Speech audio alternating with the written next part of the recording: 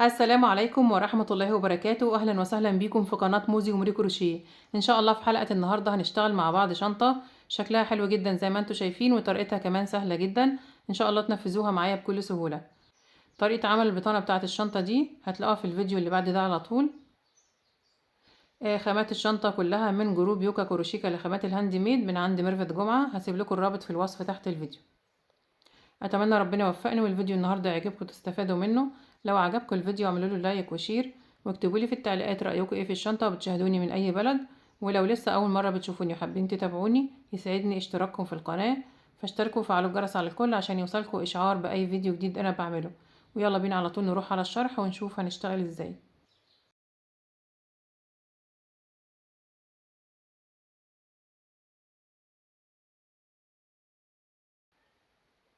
انا هشتغل الشنطه معاكم النهارده بخيط مكرميه قطن سمك 2 مللي. ده خيط زين 100% قطن. ده شكل البكرة بتاعته. اول مرة اشتغل بيه معاكم النهاردة.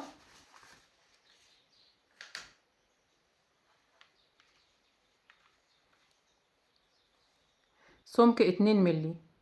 هشتغله بإبرة رقم 4 مليمتر. تقدروا تشتغلوا بأي نوع خيط يكون مناسب مع الإبرة المناسبة ليه، وتشتغلوا بنفس الطريقة اللي أنا هشتغل بيها معاكم النهاردة. نفس الغرزة اللي هنشتغلها النهاردة اشتغلتها قبل كده بخيط المكرمية المصري سمك 3 ملي وإبرة رقم 5. اشتغلنا مع بعض قبل كده الشنطة اللي صورتها على الشاشة دلوقتي. كانت شنطة جميلة جدا. لو حابين ترجعوا للفيديو بتاعها هتلاقوه على القناة، وهتلاقوا الرابط في الوصف تحت الفيديو ده. ولو بصيتوا قدامكم على الشاشة دلوقتي هتلاقوا مكتوب شنطة بخيط المكرمية بنفس الغرزة. هتضغطوا عليها يدخلكوا على طول على الفيديو. لو حابين تكبروا المقاسات بتكبروها، بتزودوا عدد 11 على السلاسل اللي احنا هنشتغلها. ولو حابين تقللوا المقاسات بتقللوا 11 سلسلة من السلاسل اللي احنا هنشتغلها. هبدأ بسم الله بعمل عقدة البداية وهشتغل 38 سلسلة.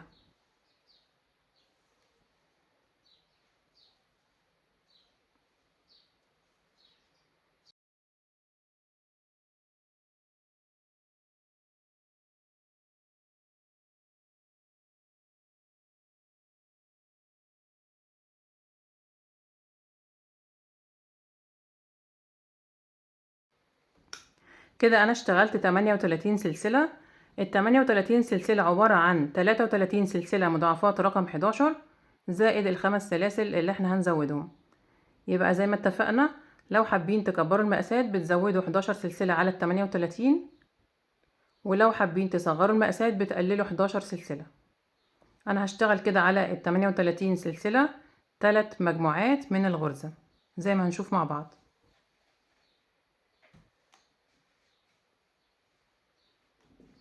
بعد كده برتفع سلسلة وبحسبها ارتفاع لغرز الحشو اللي انا هشتغلها. وهشتغل اول سطر غرز حشو في حلقة ظهر السلسلة. بسيب حرف الفي وبقلب السلسلة وبشتغل السطر الاول غرز حشو. في الحلقة اللي في الخلف هشتغل 38 غرزة حشو. معايا لفة على الابرة بفوت السلسلة رقم 39 اللي هي الارتفاع، وبدخل في اللي قبلها. بخلي حلقة ظهر السلسلة فوق الابرة وحرف الفي تحت الابرة بالشكل ده كده، وبسحب الخيط. اصبح معايا حلقتين على الابرة. بسحب الخيط وبطلع من الحلقتين مرة واحدة. دي طريقة غرزة الحشو عشان الناس اللي مش عارفة. بعد كده بكرر على كل السلاسل وبشتغل في كل سلسلة غرزة حشو واحدة في حلقة ظهر السلسلة لحد ما اوصل لاخر سلسلة عند خيط البداية.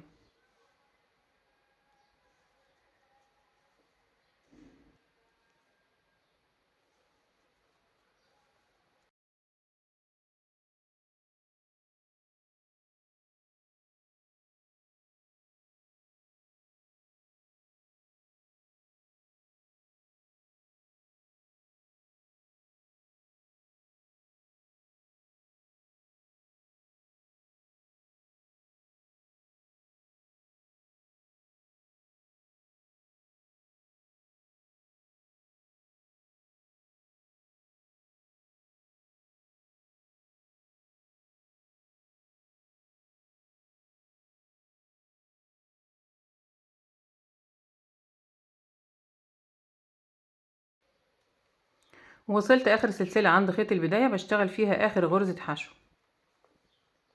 كده انا اشتغلت اول سطر غرز حشو في حلقة ظهر سلسلة، اشتغلت 38 غرزة حشو. بقى الشكل زي ما انتم شايفين. بعد كده هنبدأ نشتغل الغرزة بتاعتنا. الغرزة عبارة عن سطرين هنكررهم لحد ما نخلص المجموعة بتاعتنا. المجموعة عبارة عن 10 سطور. بعد كده هجيب علامات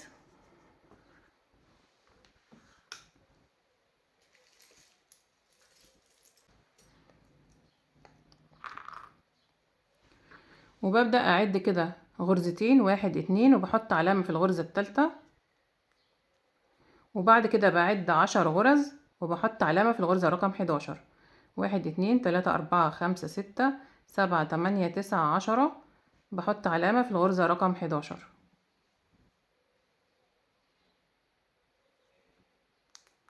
وبعد بعد العلامة 10 غرز وبحط علامة في الغرزة رقم 11. 1 2 3 4 5 6 7 8 9 10، بحط العلامة الثالثة في الغرزة رقم 11. وبعد العلامة بعد برضو 10 غرز وبحط العلامة في الغرزة رقم 11. 1 2 3 4 5 6 7 8 9 10، بحط العلامة هنا.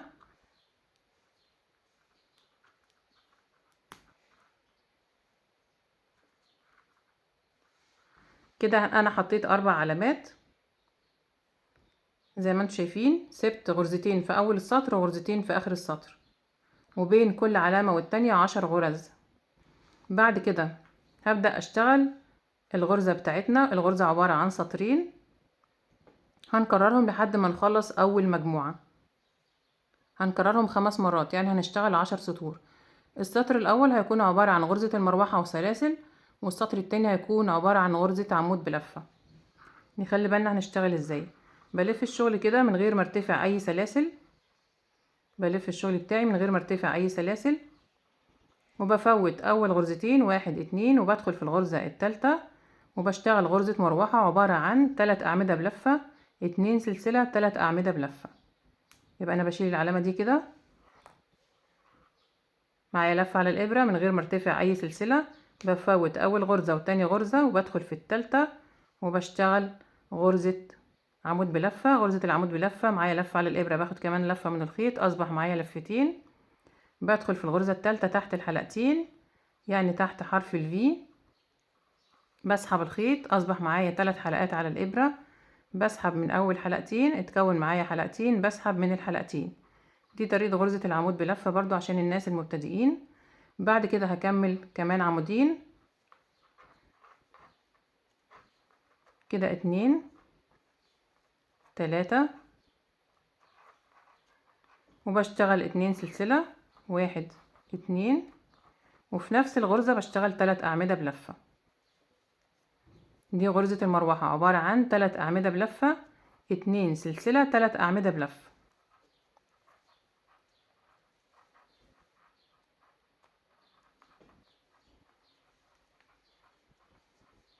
في غرزة واحدة.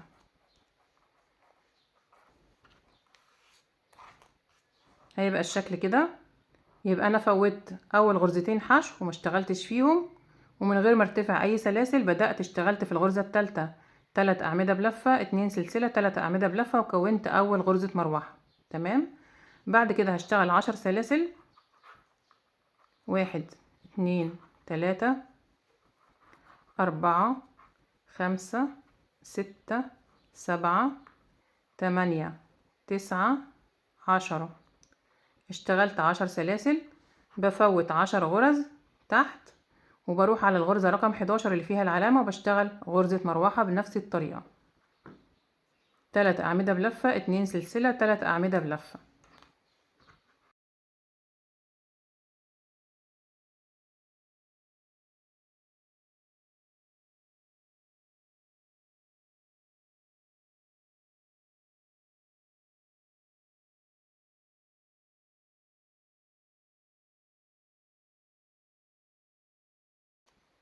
كده أنا اشتغلت غرزة المروحة التانية. بقى الشكل زي ما انتم شايفين. بعد المروحة التانية بشتغل برضو 10 سلاسل فوق ال10 غرز اللي تحت. 1 2 3 4 5 6 7 8 9 10. وبفوت تحت 10 غرز، وبروح على الغرزة رقم 11 اللي فيها العلامة وبشتغل فيها غرزة مروحة بنفس الطريقة. 3 أعمدة بلفة، 2 سلسلة، 3 أعمدة بلفة.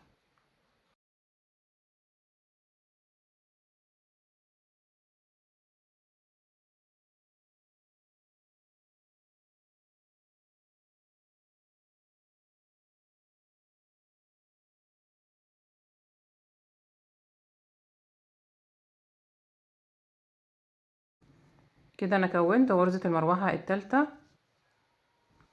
بعد كده بشتغل 10 سلاسل، 1 2 3 4 5 6 7 8 9 10. بروح بقى على الغرزة اللي فيها العلامة الأخيرة، بفوت 10 غرز، ودي الغرزة رقم 11 بشتغل فيها غرزة مروحة.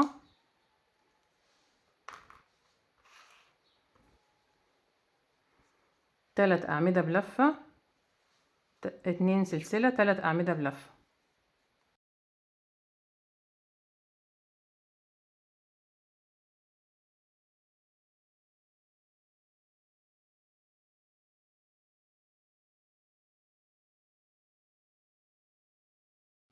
خلاص كده انا خلصت السطر الاول من الغرزة اللي هو عبارة عن غرزة المروحة. بعد كده بفوت غرزة وبروح على الغرزة الأخيرة، بسحب الحلقة دي كده وبعدي هنا من تحت الحلقتين، من تحت حرف الفي عندي الغرزة اللي قبل الأخيرة والغرزة الأخيرة، وبسحب منها الحلقة دي كده وبعديها بالشكل ده. تمام. بعد كده هبدأ السطر التاني من الغرزة اللي هو عبارة عن غرز عمود بلفة. بعمل ايه؟ برتفع 2 سلسلة، 1 2، وبحسبهم ارتفاع لغرزة العمود بلفة.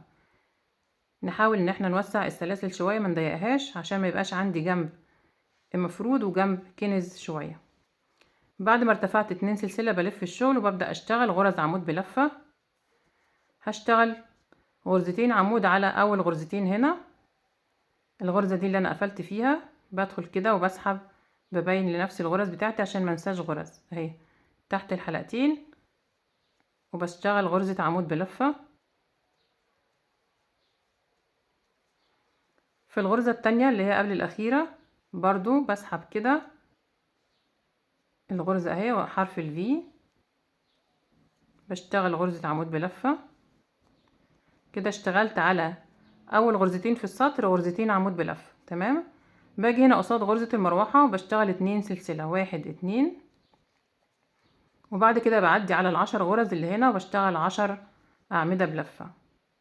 نخلي بالنا من الغرز بتاعتنا ونعد في كل سطر عشان ما ننساش غرز. بدخل هنا كده في اول غرزة من ال10 وبشتغل غرز عمود بلفة على ال10 غرز.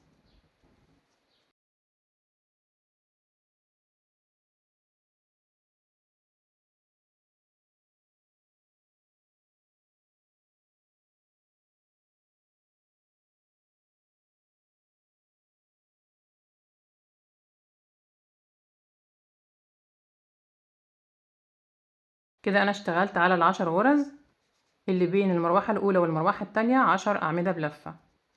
هعيد معاكم تاني. اول غرزتين اشتغلت عليهم عمودين بلفة بعد ال2 سلسلة الارتفاع، وقصاد المروحة هنا اشتغلت 2 سلسلة، وبعد كده على ال10 غرز اشتغلت 10 أعمدة بلفة. وصلت عند المروحة التانية بشتغل قصادها 2 سلسلة، 1 2، وبعدي على ال10 غرز اللي بعدها وبشتغل بنفس الطريقة 10 أعمدة بلفة.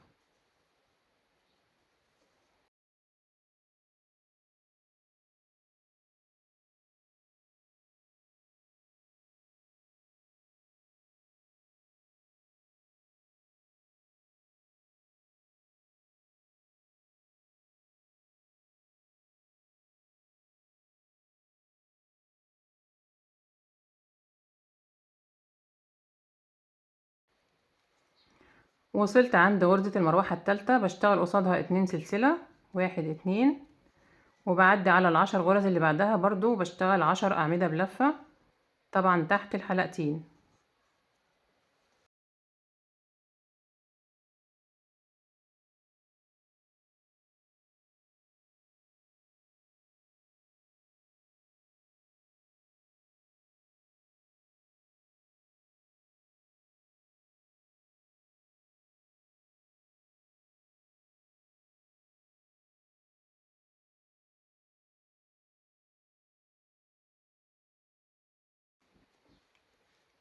وصلت هنا عند غرزة المروحة الرابعة والأخيرة، بشتغل قصادها 2 سلسلة، 1 2، وبعد كده بعدي على آخر غرزتين في السطر وبشتغل برضو عمودين بلفة في كل غرزة، عمود بلفة اهي الغرزة اللي قبل الأخيرة، بدخل كده تحت الحلقتين وبشتغل غرزة عمود، والغرزة الأخيرة اهي بسلك كده لنفس الغرز بتاعتي عشان ما انساهاش، بشتغل آخر عمود بلفة في السطر التاني.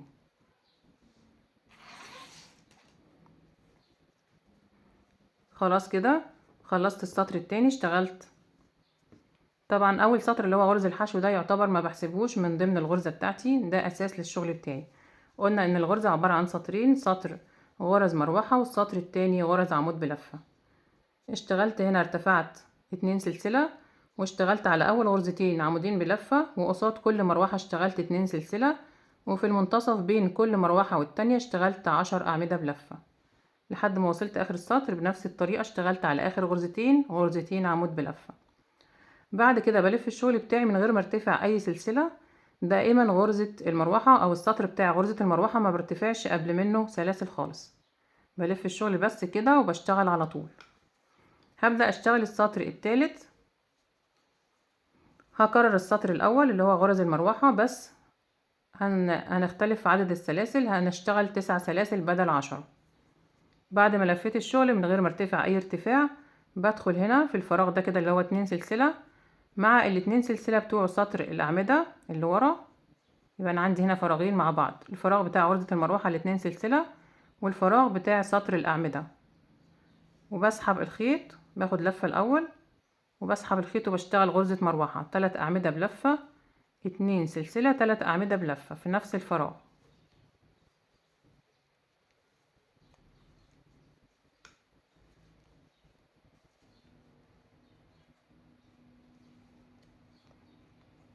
تلات أعمدة، 1 2 سلسلة، وفي نفس الفراغ 3 أعمدة بلفة.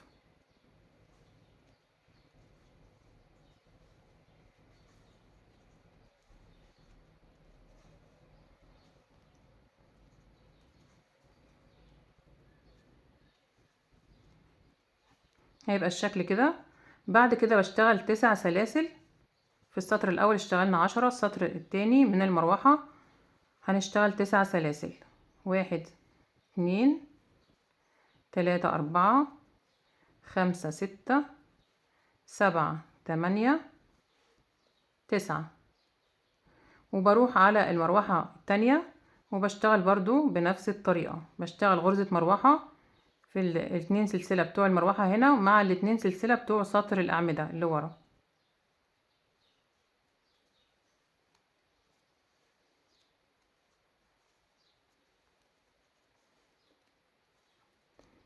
تلات أعمدة بلفة، 2 سلسلة، 3 أعمدة بلفة في نفس الفراغ.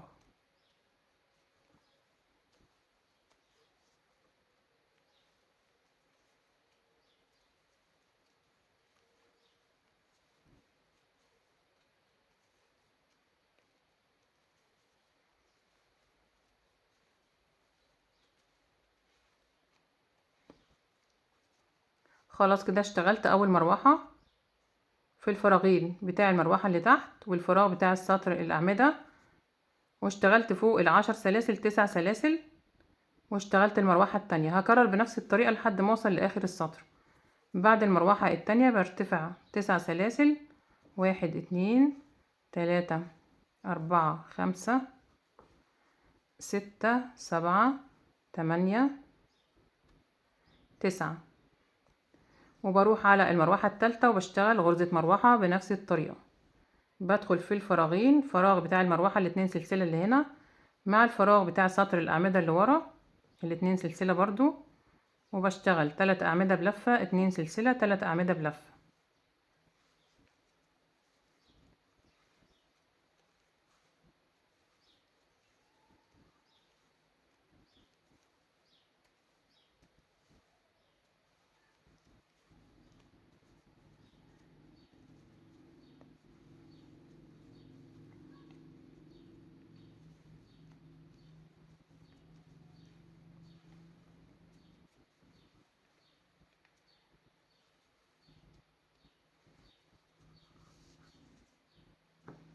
هكرر بنفس الطريقة 9 سلاسل بعد غرزة المروحة التالتة،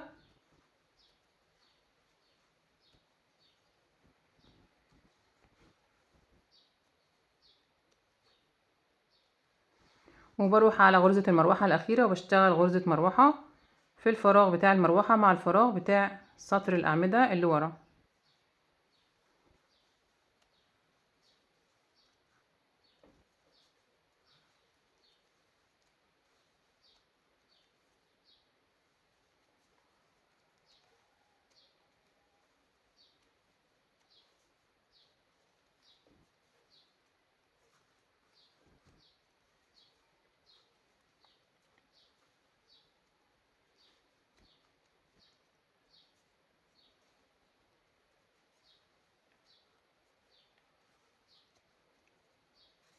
خلاص كده خلصت السطر التالت.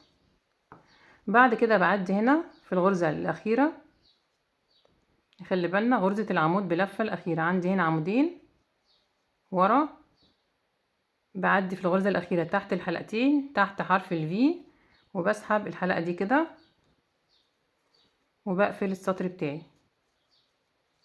تمام، يبقى أنا قبل سطر المروحة ما برتفعش خالص أي سلاسل، وقبل سطر الأعمدة بلفة برتفع 2 سلسلة.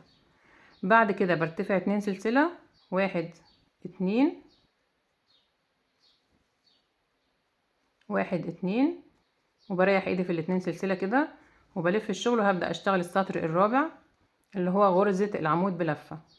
باخد لفة على الخيط وبدخل في الغرزة اللي انا قفلت فيها السطر هنا كده، بسحب كده الغرزة بتاعتي عشان ابينها اهي، وبشتغل غرزة عمود بلفة. الغرزة التانية هنا جنب المروحة،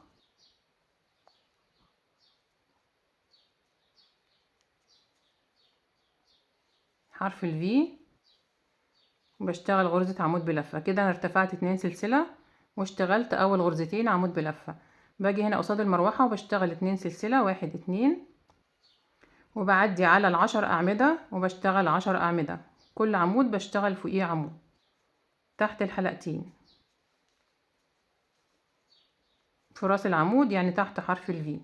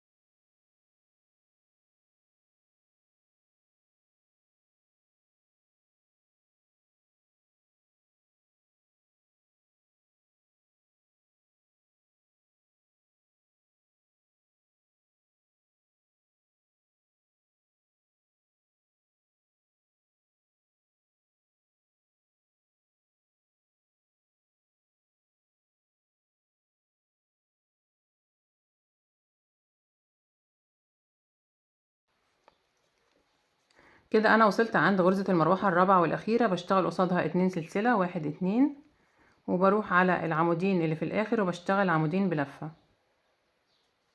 ده اول عمود الغرزة اللي قبل الاخيرة،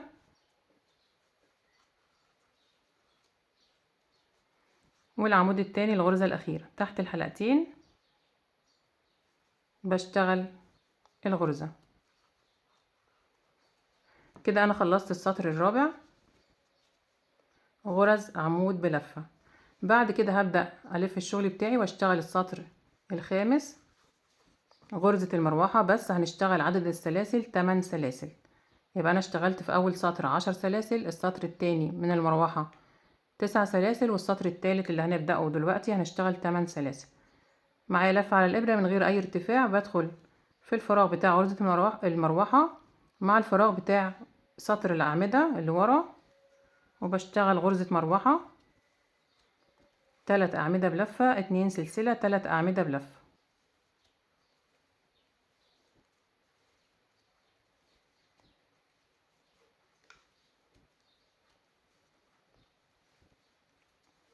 الفراغين مع بعض، نخلي بالنا.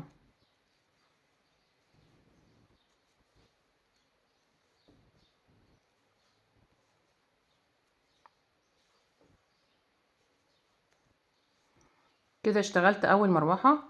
هشتغل بعد المروحة 8 سلاسل، 1 2 3 4 5 6 7 8. وبعد كده بروح على المروحة التانية وبشتغل غرزة مروحة في الفراغين.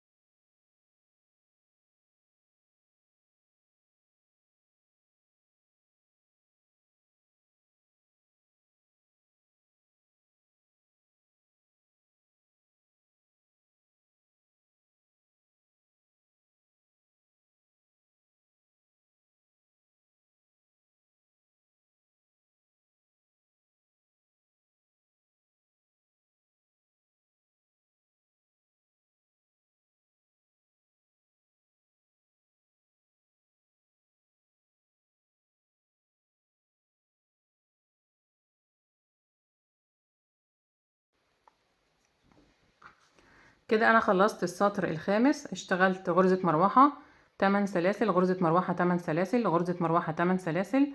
ونخلي بالنا الشغل بيكون في الفراغين بتاع المروحة اللي قبلها مع الفراغ بتاع سطر الأعمدة.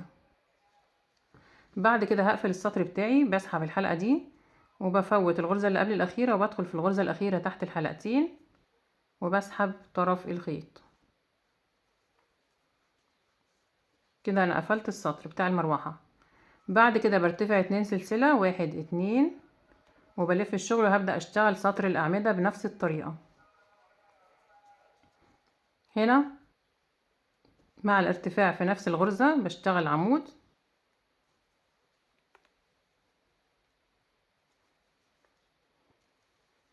على الغرزة الأولى. الغرزة التانية بشتغل عمود. بعد كده قصاد غرزة المروحة بشتغل 2 سلسلة، 1 2، وبعدي على ال10 أعمدة اللي بعدها وبشتغل 10 أعمدة بلفة في كل عمود عمود، وبكرر بقى بنفس الطريقة لحد ما اوصل لآخر السطر.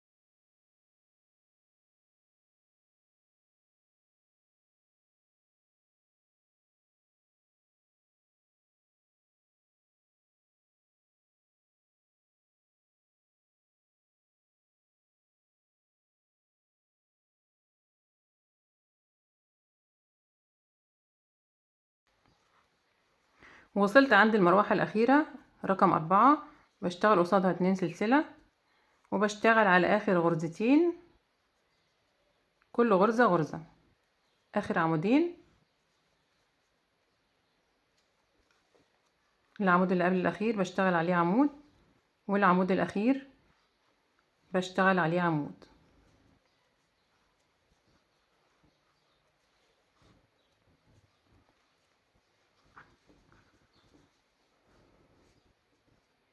كده خلصت السطر السادس. بعد كده بلف الشغل من غير ما ارتفع أي ارتفاع وهبدأ أشتغل السطر السابع. بشتغل غرزة المروحة من غير ما ارتفع، باخد لفة على الإبرة وبدخل في الفراغ بتاع المروحة مع الفراغ بتاع سطر الأعمدة وبشتغل غرزة مروحة. 3 أعمدة بلفة، 2 سلسلة، 3 أعمدة بلفة.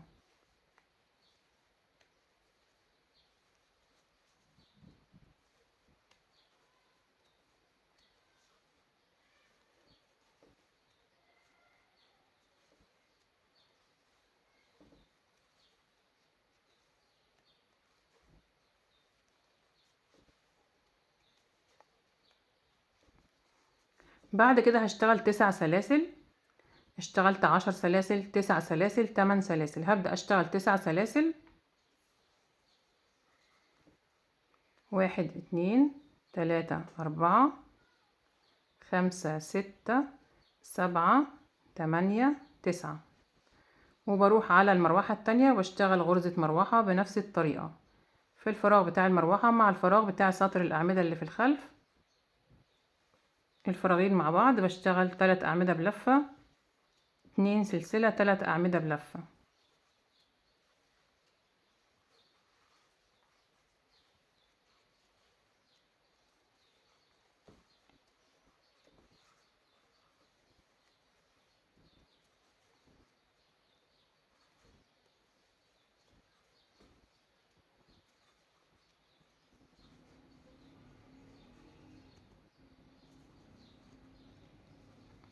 بعد كده بشتغل بعد المروحة 9 سلاسل.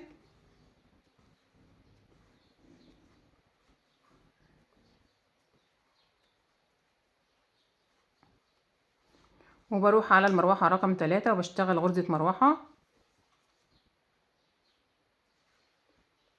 في الفراغ ده وفي الفراغ بتاع سطر الأعمدة. بضم الاتنين على بعض وبشتغل غرزة مروحة.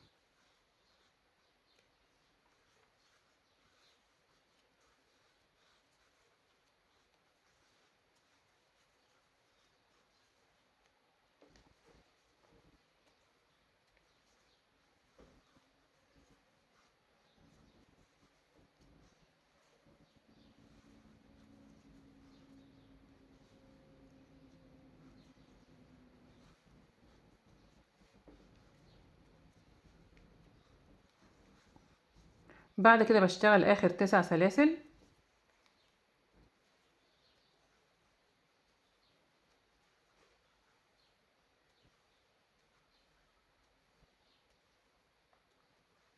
وبروح على المروحة الرابعة والأخيرة وبشتغل غرزة مروحة في الفراغ بتاع المروحة مع الفراغ اللي في الخلف بتاع غرزة بتاع سطر الأعمدة بلفة. خلاص كده عرفنا الطريقة. لازم نشتغل غرزة المروحة في الفراغين مع بعض، فراغ المروحة اللي أنا هشتغل فيها مع الفراغ بتاع سطر الأعمدة بلفة اللي في الخلف.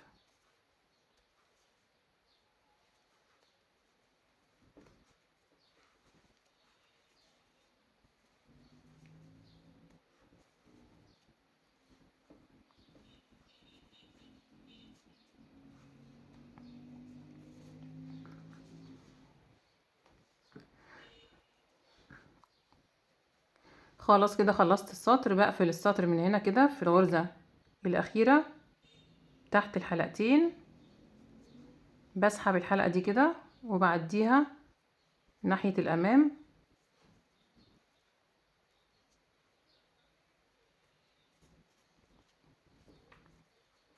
أو ناحية الخلف. بعد كده برتفع 2 سلسلة، 1 2، وبلف الشغل وهبدأ أشتغل سطر الأعمدة بلفة بنفس الطريقة. في الغرزة اللي أنا قفلت فيها دي بشتغل أول عمود،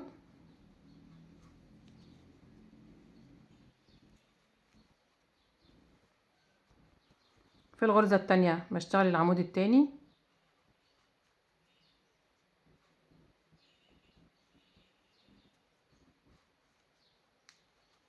تبقى مزنوقة شوية في غرزة المروحة بسلكها. خلاص كده اشتغلت أول غرزتين بعد الارتفاع اللي هو 2 سلسلة. قصاد غرزة المروحة بشتغل 2 سلسلة، 1 2، وبعدي على ال10 أعمدة وبشتغل 10 أعمدة. وقصاد غرزة المروحة التانية بشتغل 2 سلسلة، وعلى ال10 أعمدة بشتغل 10 أعمدة. وقصاد المروحة التالتة بشتغل 2 سلسلة، وبعدي على العشر أعمدة الأخرى بشتغل 10 أعمدة، وقصاد المروحة الأخيرة بشتغل 2 سلسلة، وبعدي على آخر عمودين وبشتغل عليهم عمودين. هكمل لحد ما اوصل لآخر السطر ونرجع نكمل مع بعض.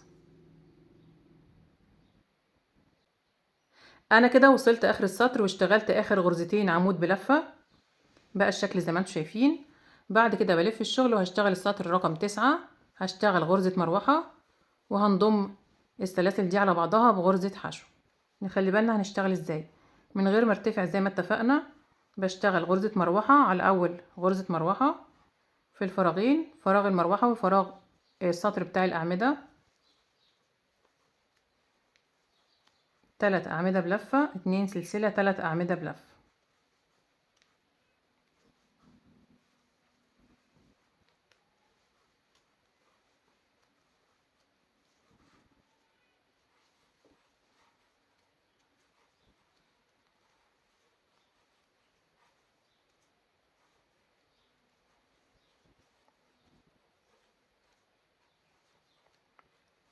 بعد ما اشتغلت اول غرزة مروحة هبدأ اضم السلاسل دي على بعضها. بشتغل 5 سلاسل، 1 2 3 4 5، وبعد كده بضم الاربع سطور بتوع السلاسل دول كده بغرزة حشو.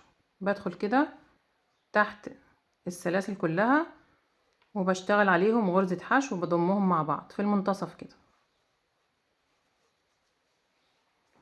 نشتغل الاول الغرزة وبعد كده نظبط السلاسل.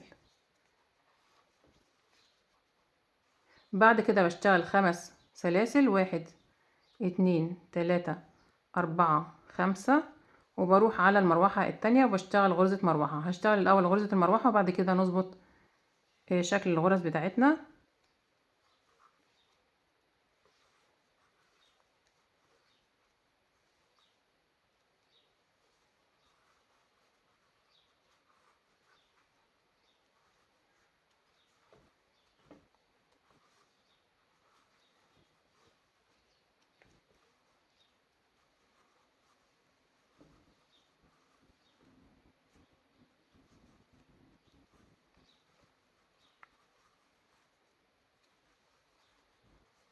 كده انا اشتغلت المروحة التانية، بظبط السلاسل بتاعتي كده وبظبط غرز الحشو او غرزة الحشو اللي انا اشتغلتها.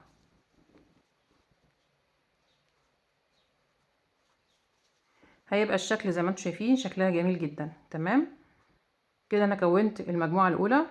هكون المجموعتين التانيين بنفس الطريقة. بشتغل 5 سلاسل وبضم سطور السلاسل دي بغرزة حشو، وبعد كده 5 سلاسل وبشتغل المروحة اللي بعدها، وبكرر بنفس الطريقة على المجموعة التالتة لحد ما اوصل لاخر السطر.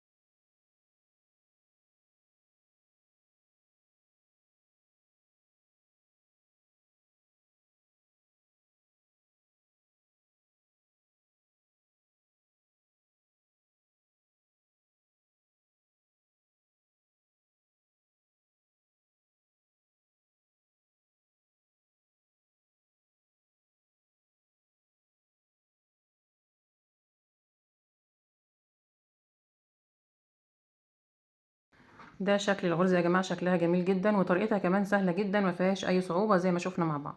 تمام بعد كده بقفل السطر بتاعي، باجي هنا في اخر عمود وبسحب الحلقة دي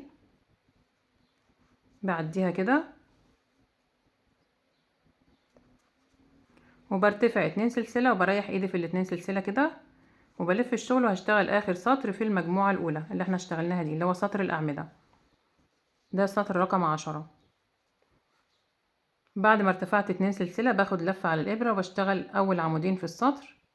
هنا في اول عمود اللي انا قفلت فيه السطر رقم 9 بتاع المراوح،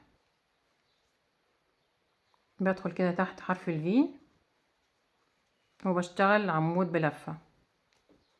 العمود التاني جنبه حرف الفي، بشتغل العمود التاني. قصاد غرزة المروحة بشتغل 2 سلسلة، 1 2. وبعد كده بروح على ال10 أعمدة بشتغل 10 أعمدة بلفة، وقصاد المروحة التانية بشتغل 2 سلسلة. على ال10 أعمدة اللي بعدها بشتغل 10 أعمدة بلفة، وقصاد المروحة التالتة بشتغل 2 سلسلة.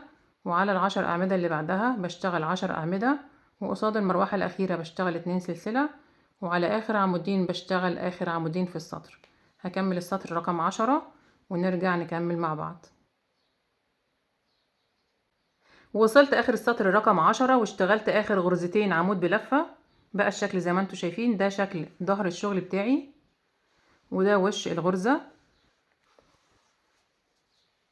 كده انا اشتغلت اول مجموعة من الغرزة بالطريقة اللي شفناها مع بعض قبل الفاصل. اشتغلت اول سطر غرز حشو على سلسلة البداية، ده ما بنحسبهوش من ضمن السطور. وبعد كده اشتغلت الغرزة بتاعتي 10 سطور. اول سطر غرزة مروحة و10 سلاسل. السطر التاني غرز أعمدة بلفة.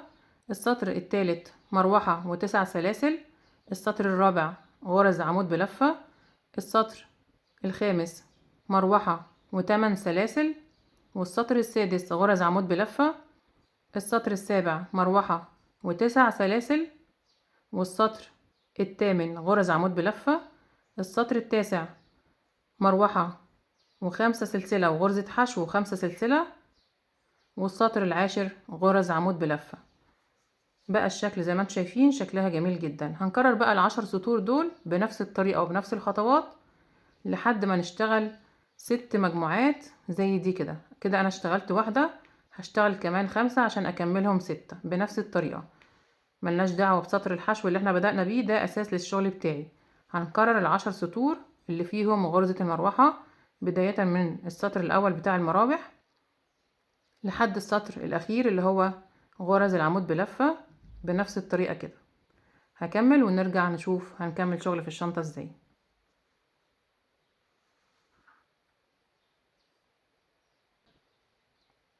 انا كده كررت ال10 سطور اللي اشتغلناهم مع بعض قبل الفاصل لحد ما كملتهم 6 مجموعات زي ما اتفقنا. 1 2 3 4 5 6. بقى الشكل زي ما انتم شايفين شكلها جميل جدا. بعد كده هبدأ اشتغل برواز من غرز الحشو على القطعة اللي انا اشتغلتها كلها على الاربع جوانب. نخلي بالنا هنشتغل ازاي. اول حاجة هقفل السطر الاخير ده بغرز حشو اللي هو المروحة مع سطر العمود بلفة. تمام. برتفع سلسلة هنا وبشتغل على اول عمودين غرزتين حشو. فوق كل عمود بشتغل غرزة حشو، 1 2 تحت الحلقتين. باجي هنا على المروحة الاولى وبدخل في الفراغ مع الفراغ المقابل ليه ورا في سطر الاعمدة وبشتغل غرزة حشو واحدة. بعد كده بروح على ال10 أعمدة اللي في المنتصف بين المروحة والتانية وبشتغل 10 غرز حشو تحت الحلقتين. فوق كل عمود بشتغل غرزة.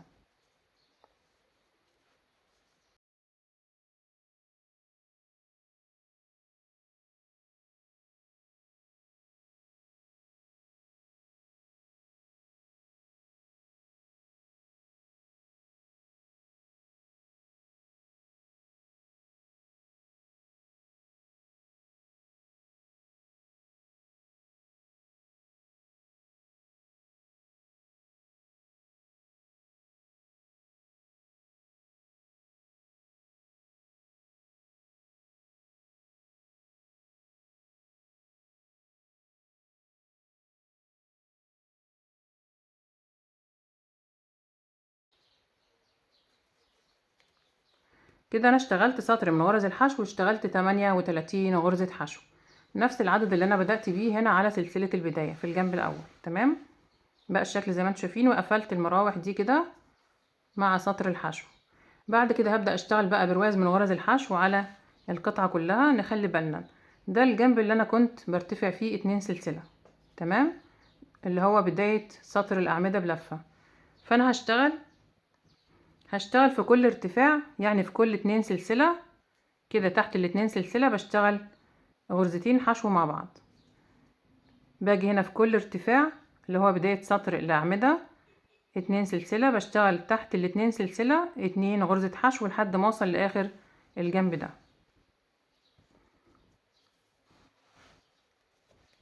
باجي هنا كده وبدخل في حرف الفي اللي هو بتاع اخر غرزة حشو انا اشتغلتها، وبشتغل هنا غرزة حشو. تمام. غرزة الحشو دي قصاد سطر الحشو اللي انا اشتغلته. بعد كده بروح على سطر الاعمدة الاخير وبشتغل هنا في الارتفاع غرزتين حشو مع بعض. بعد كده تحت الاتنين سلسلة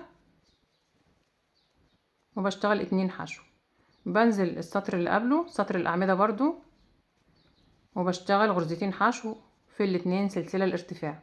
سطر المراوح ما كنتش برتفع سلاسل زي ما اتفقنا. تمام. يبقى البرواز ده بشتغله على سطور الاعمدة. سطر الاعمدة اللي قبله عندي 2 سلسلة ارتفاع، بشتغل 2 حشو.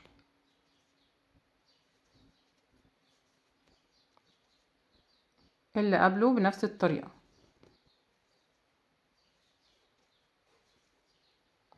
هيبقى الشكل كده. يبقى انا بشتغل في كل ارتفاع اللي هو 2 سلسلة قبل سطر العمود بلفة اللي انا كنت بشتغله في القطعة، بشتغل 2 حشو مع بعض. هكمل بنفس الطريقة لحد ما اوصل لاخر السطر هنا عند الغرزة اللي في الزاوية دي اللي هي غرزة الحشو اللي في سلسلة البداية.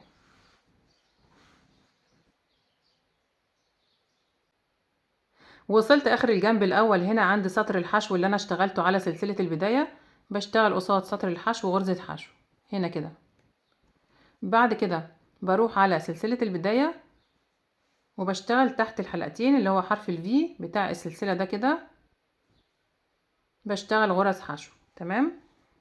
بدخل هنا في اول غرزة وبشتغل غرزة حشو وبرتفع سلسلة وفي نفس الغرزة بشتغل غرزة. يبقى انا كده في الغرزة اللي في الزاوية اشتغلت حشو سلسلة حشو. بعد كده بلف الشغل بتاعي وهبدأ اشتغل في كل غرزة غرزة تحت الحلقتين.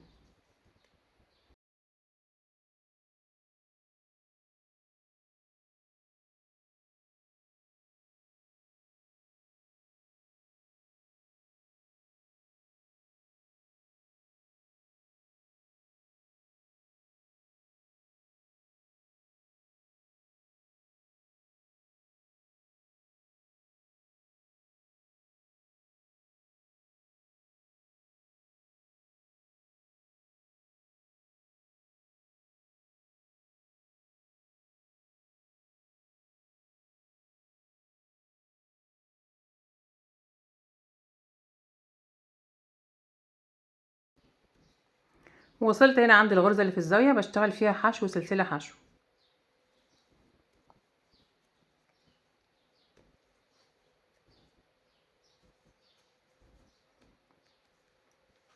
خلاص كده خلصت الجنب التاني. بلف الشغل وهبدأ الجنب التالت بشتغل برضو بنفس الطريقة اللي اشتغلت بيها في الجنب الاول. هنا قصاد سطر الحشو هنا بشتغل غرزة، وبعد كده عندي الجنب ده اللي انا كنت بنهي فيه سطور الاعمدة بلفة، كنت بنهيه بغرزة عمود بلفة. بشتغل تحت غرزة العمود الاخيرة دي كده غرزتين حشو مع بعض. عندي هنا في اخر السطر، في اخر كل سطر من سطور الاعمدة عمود بلفة. طبعا سطر المروحة ماليش دعوة بيه خالص. هنا عندي اخر عمود في السطر اهو، بشتغل 2 حشو. هنا اخر عمود في السطر بشتغل 2 حشو، وهكذا بكرر بنفس الطريقة. يبقى انا في الجنب الاول اشتغلت تحت الارتفاع اللي هو 2 سلسلة 2 حشو. هنا بشتغل تحت العمود اللي هو بيبقى في اخر سطر الاعمدة 2 حشو مع بعض لحد ما اوصل لاخر السطر. باخد معايا طرف الخيط بتاع البداية بنضفه او بنضفه بإبرة التنظيف. هنا بسيب سطر المروحة غرزة المروحة وبدخل في العمود الاخير هنا وبشتغل غرزتين حشو.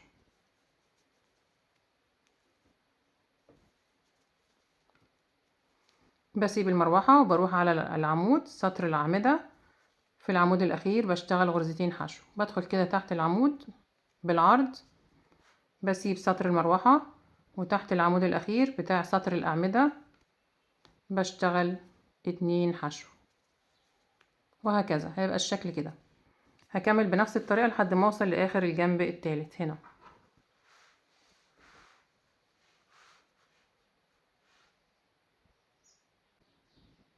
انا كده وصلت اخر الجنب التالت. هشتغل معاكم اخر غرزة. بشتغل اخر غرزة هنا في اول غرزة حشو انا بدأت بيها في السطر بتاع الحشو اللي هنا. بدخل كده تحت الحلقتين وبسحب الخيط وبشتغل غرزة حشو. بعد كده برتفع سلسلة، وفي نفس الغرزة بشتغل كمان غرزة حشو عشان اشتغل الجنب الرابع.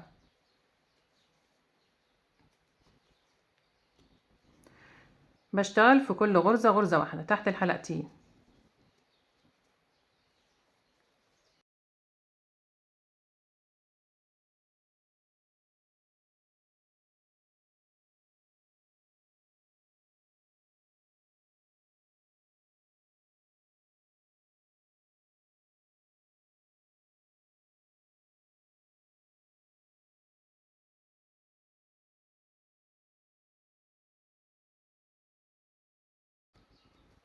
وصلت هنا عند اول غرزة حشو انا بدأت بيها، بشتغل معاها في نفس المكان اخر غرزة حشو. بعد كده بقص الخيط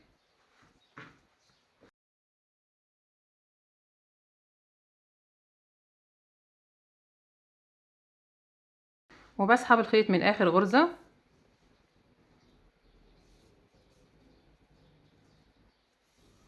وبلضمه في ابرة التنظيف.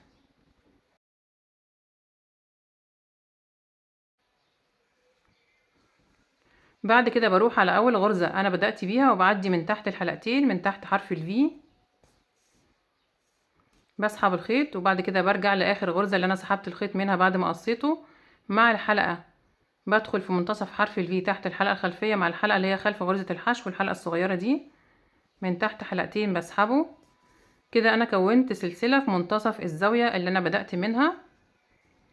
اصبح عندي في الزاوية غرزة الحشو الاخيرة وغرزة الحشو الاولى اللي انا بدأت بيها والسلسلة اللي في المنتصف. تمام، زي الثلاث زوايا التانيين اشتغلت في كل زاوية حشو سلسلة حشو. بعد كده هنضف الخيط ده تحت الغرز من الخلف. ده شكل القطعة الأساسية بتاعت الشنطة بتاعتنا اللي أنا اشتغلتها. الشكل جميل جدا. هقول لكم برضو المقاسات كام سنتي. مقاس الطول 45 سنتي بالظبط، ومقاس العرض 28 سنتي.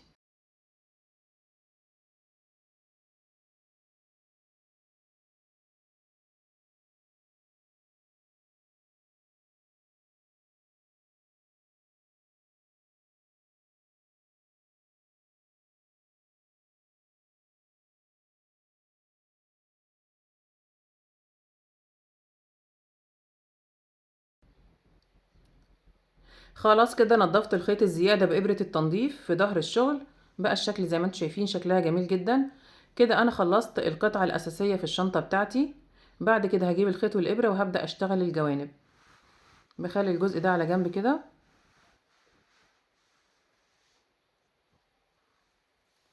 هشتغل الجنب بتاع الشنطة 15 سلسلة زائد سلسلة ارتفاع. بعمل عقدة البداية وهشتغل 15 سلسلة.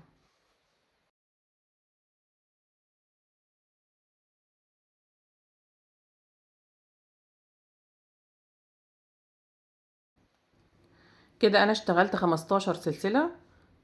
برتفع كمان سلسلة وبحسبها ارتفاع لغرز الحشو اللي انا هشتغلها، وبسيبها وبرجع على ال15 سلسلة اللي قبلها وبشتغل 15 غرزة حشو في حلقة ظهر السلسلة. بسيب حرف الفي وبقلب السلسلة وبشتغل السطر الاول غرز حشو في الحلقة اللي في الخلف زي ما عملنا في الجزء الكبير بالظبط. معايا لفة على الابرة، بفوت السلسلة الارتفاع اللي هي رقم 16 وبدخل في اللي قبلها، بخلي حلقة ظهر السلسلة فوق الابرة وحرف الفي تحت الابرة بالشكل ده كده، وبسحب الخيط وبشتغل غرز الحشو.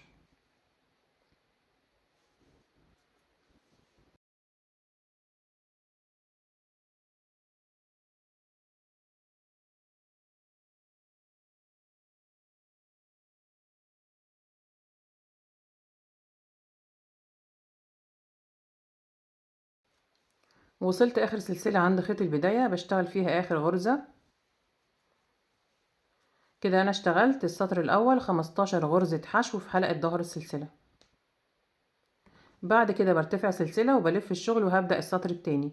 بداية من السطر التاني بشتغل اول غرزة في السطر واخر غرزة حشو تحت الحلقتين، يعني في الغرزة كلها تحت حرف الفي، وال13 غرزة اللي في المنتصف بشتغلهم حشو في الحلقة الخلفية. نخلي بالنا.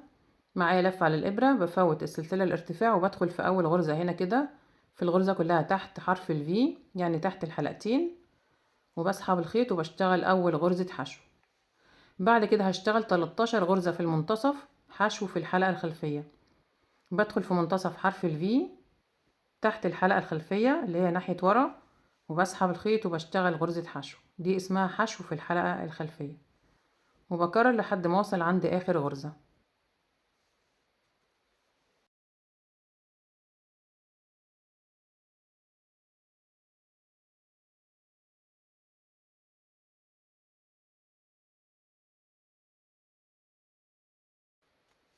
كده انا اشتغلت 13 غرزة حشو في الحلقة الخلفية، وصلت عند اخر غرزة في السطر بشتغلها حشو في الحلقتين، يعني في الغرزة كلها تحت حرف الفي. هستمر بقى بنفس الطريقة، بكرر السطر التاني، برتفع سلسلة وبلف الشغل وبشتغل اول غرزة في السطر واخر غرزة حشو تحت الحلقتين، وال13 غرزة اللي في المنتصف بشتغلهم حشو في الحلقة الخلفية بنفس الطريقة. معايا لفة على الإبرة، بفوت السلسلة الارتفاع وبدخل في أول غرزة تحت الحلقتين وبشتغل غرزة حشو. بعد كده بشتغل 13 غرزة حشو في الحلقة الخلفية.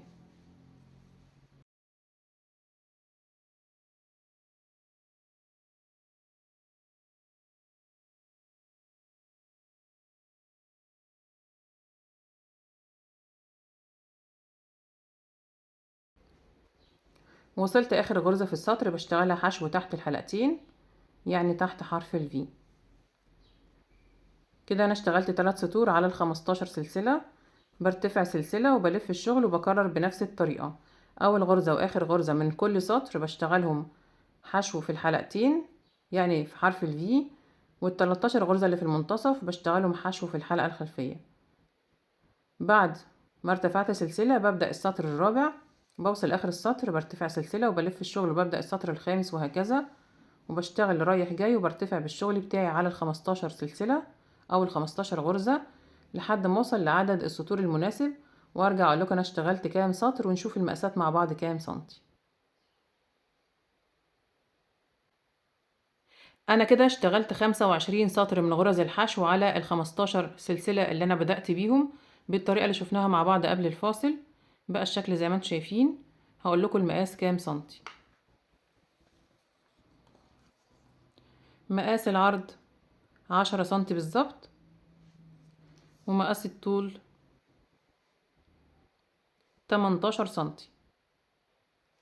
طبعا العبرة في الجزء ده كده اللي هي الجوانب الصغيرة بعدد السطور وعدد الغرز مش بالمقاسات، بس انا حبيت اقول لكم برضو المقاسات كام سنتي. اشتغلت الجنب التاني برضو، لازم الجنبين زي بعض بنفس الطريقة وبنفس الخطوات وبنفس عدد السطور وعدد الغرز. وهنبدأ نشبك الجوانب الصغيرة دي في القطعة الكبيرة.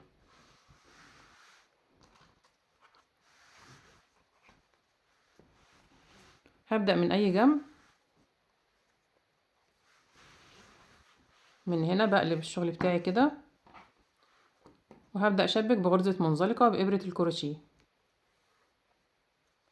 انا عندي هنا لو عديت عدد السطور 25 سطر ب25 غرزة، وعندي قصادهم 25 سطر ب25 غرزة يبقى 50 غرزة، و15 غرزة اللي هما سلسلة البداية يبقى 65 غرزة. تمام. عندي هنا في كل جنب من الجنبين اللي انا هشبك فيهم الجنبين الطوال دول 65 غرزة نفس العدد. يبقى انا هشبك كل غرزة من الجنب الكبير من تحت حرف الفي من تحت الحلقتين هنا كده مع السطر المقابل ليها. بلف كده بالتشبيك على الجنب الصغير لحد ما اوصل عند اخر غرزة في الجنب التاني. نخلي بالنا هنا هنشبك ازاي.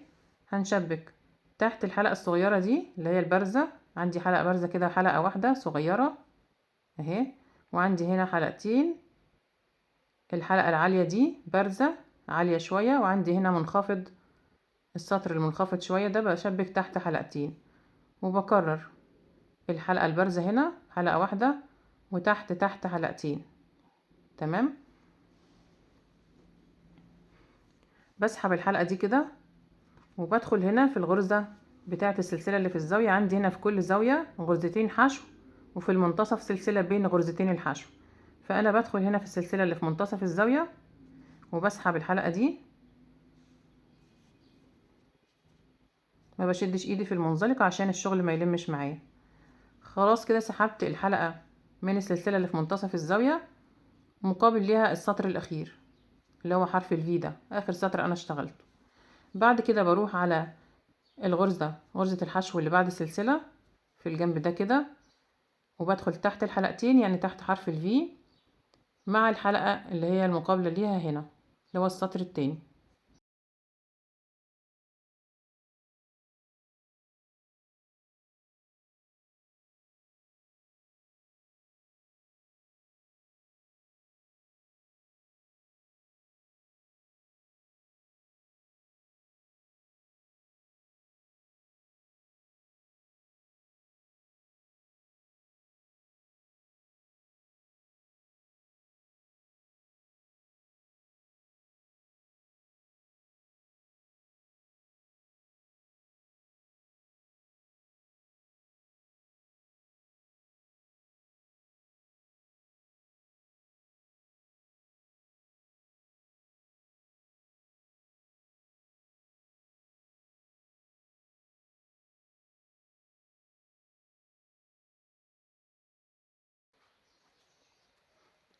هيبقى الشكل كده، ده شكل التقفيل بالمنزلقة، وده الشكل في الجنب الصغير. هكمل بنفس الطريقة، كل غرزة بشتغل بشبكها مع السطر المقابل ليها. بوصل هنا برضو عند سلاسل البداية بشبك الغرز، وبكمل على الجنب التاني لحد ما اخلص اخر غرزة هنا.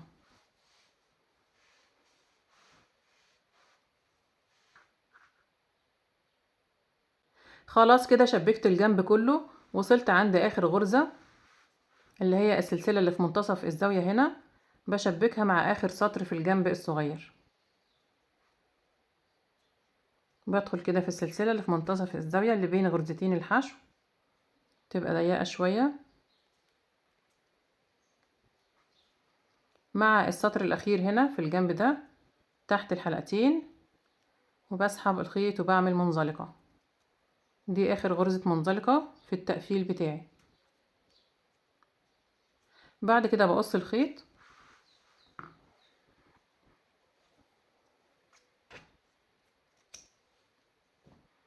وبسحبه من اخر غرزة منزلقة، وبلضمه في ابرة التنظيف، وبنضف الخيط الزيادة ده جوه الشنطة.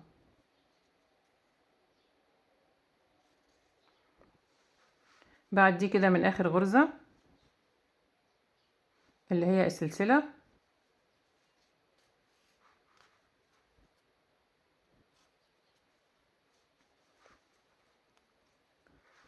وبنضفه تحت غرز الحشو من الداخل بالإبرة. تمام. بعد كده بجيب الجنب التاني وبشبكه بنفس الطريقة.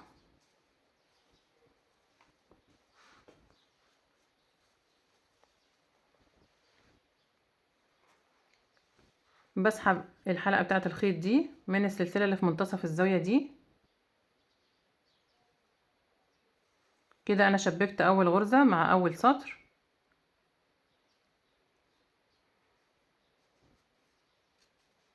شبكت اول غرزة هنا مع اول سطر في الجنب الصغير.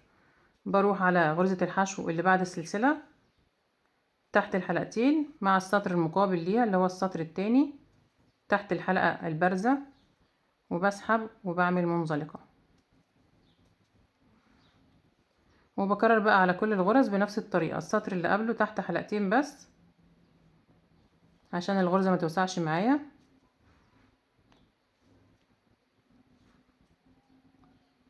هنا تحت حلقة واحدة اللي هي الحلقة البارزة في السطر المقابل. هكمل بقى بنفس الطريقة كده، وهقفل الجنب التاني كله لحد ما اوصل لهنا، بس مش هقص الخيط، ما نقصش الخيط عشان هنكمل شغل بيه. هكمل وارجع لكم تاني. انا كده شبكت الجنب التاني بنفس الطريقة لحد ما وصلت عند السلسلة اللي في منتصف الزاوية هنا، وشبكتها مع اخر سطر في الجنب الصغير. بقى الشكل زي ما انتم شايفين. مش هقص الخيط، وهبدأ اشتغل غرز حشو على الفتحة بتاعة الشنطة داير ما يدور. ده شكل الشنطة من جوه واسعة جدا. هشتغل غرز حشو على الفتحة كلها داير ما يدور من غير ما اقفل بمنزلقة، وهرتفع بعدد من السطور لحد ما اوصل للمقاس المناسب لارتفاع الشنطة.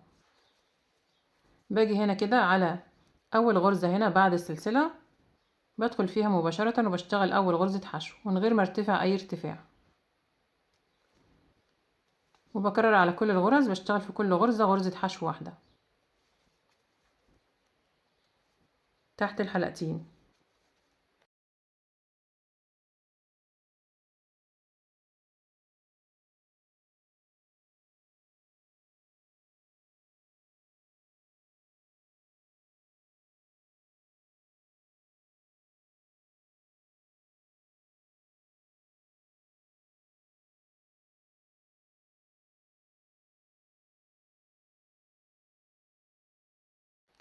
كده انا اشتغلت 38 غرزة حشو على الجنب الامامي. وصلت هنا عند السلسلة اللي في منتصف الزاوية، بشتغل فيها غرزة اللي انا بدأت منها التشبيك، وبعد كده بعدي على الجنب الصغير وبشتغل في كل غرزة غرزة تحت الحلقتين برضو. هشتغل 15 غرزة حشو.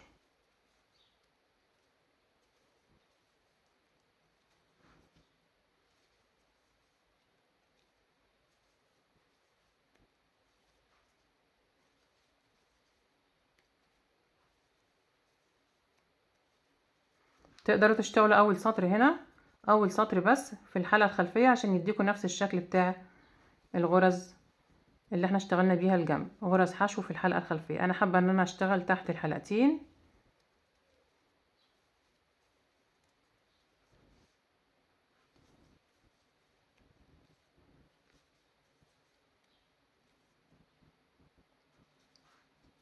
كده اشتغلت 15 غرزة حشو على الجنب.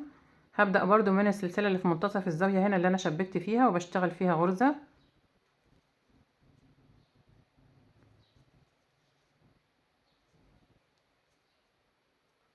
تبقى ضيقة شوية.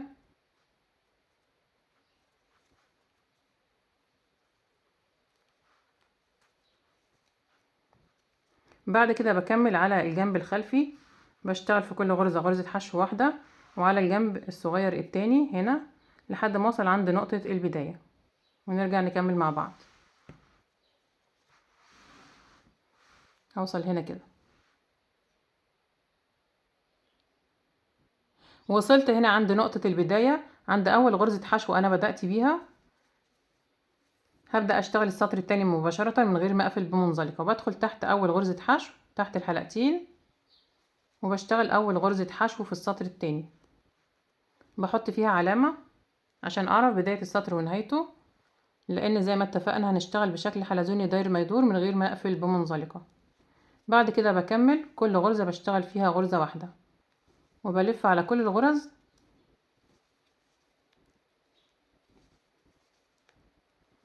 بلف على الفتحة كلها لحد ما اوصل هنا عند اول السطر، بشيل العلامة وببدأ السطر التالت، وهكذا. وبرتفع بالشغل بتاعي بعدد من السطور لحد ما اوصل للمقاس المناسب لارتفاع الشنطة، وارجع اقول لكم انا اشتغلت كام سطر، ونشوف المقاسات مع بعض كام سنتي. انا كده اشتغلت 6 سطور من غرز الحشو على الفتحة بتاعة الشنطة بشكل حلزوني داير ما يدور من غير ما اقفل بمنزلقة زي ما شفنا قبل الفاصل، لحد ما وصلت لمقاس 5 سنتي في الجزء ده كده بتاع سطور الحشو. بقى الشكل زي ما انتم شايفين. بعد كده هشتغل سطر من غرز المنزلقة برضو على كل الغرز عشان اقفل الشغل بتاعي. بشيل العلامة من اول غرزة، وبشتغل منزلقة تحت الحلقتين، بدخل كده تحت حرف الفي، وبسحب الخيط، وبعد كده بسحبه من الحلقة اللي على الإبرة، وبكرر على كل الغرز. ما بشدش ايدي في المنزلقة عشان الشغل ما يلمش معايا.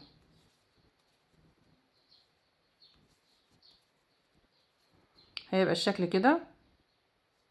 هكمل بنفس الطريقة في كل غرزة، بشتغل غرزة منزلقة لحد ما اوصل هنا عند اخر السطر.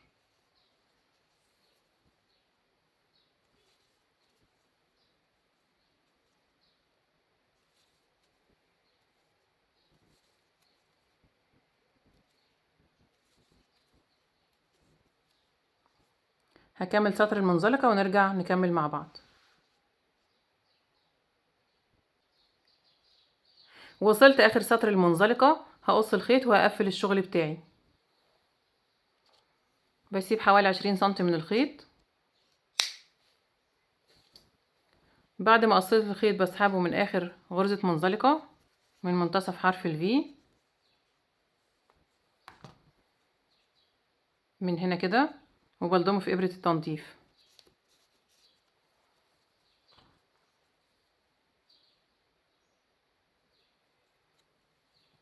بعد كده بفوت اول منزلقة انا بدأت بيها وبدخل تحت التانية تحت الحلقتين وبسحب الخيط، وبرجع تاني للمنزلقة اللي انا سحبت الخيط منها بعد ما قصيته. بدخل كده في منتصف حرف الفي مع غرزة الحشو الاخيرة اللي انا اشتغلت فيها المنزلقة الاخيرة، وبعدي ناحية جوه كده. انا وصلت المنزلقة كلها ببعضها وعملت منزلقة او سلسلة حلت محل المنزلقة الاولى اللي انا فوتها تحت.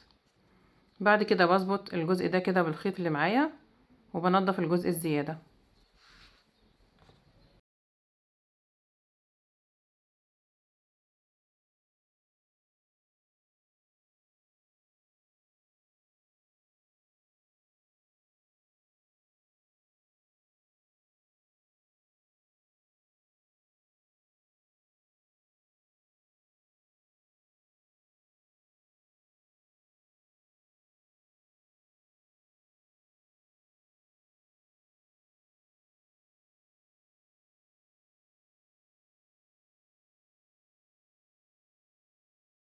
واشتغلت ايد الشنطة بنفس الخيط اللي انا اشتغلت بيه. طريقة عمل الايد ليها فيديو مفصل على القناة، لو عايزين تعرفوا الطريقة بتاعتها هتبصوا قدامكم على الشاشة دلوقتي في علامة الاي هتلاقوا مكتوب طريقة عمل ايد الشنطة، هتضغطوا عليها يدخلكم على طول على الفيديو. شرح مفصل للمبتدئين.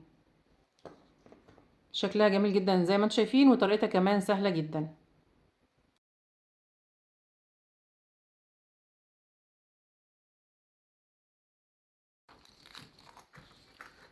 بكده نكون خلصنا الشنطة بتاعتنا وخلصنا حلقة النهاردة. اتمنى يا رب يكون الفيديو عجبكم وتكونوا استفدتوا منه. لو عجبكم الفيديو اعملوا له لايك وشير، واكتبوا لي في التعليقات رأيكم ايه في الشنطة وبتشاهدوني من اي بلد. ولو لسه ما اشتركتوش في القناة اشتركوا وفعلوا الجرس على الكل عشان يوصلكم اشعار باي فيديو جديد انا بعمله. وان شاء الله نتقابل في فيديو جديد، وشكرا لكم والسلام عليكم ورحمة الله وبركاته.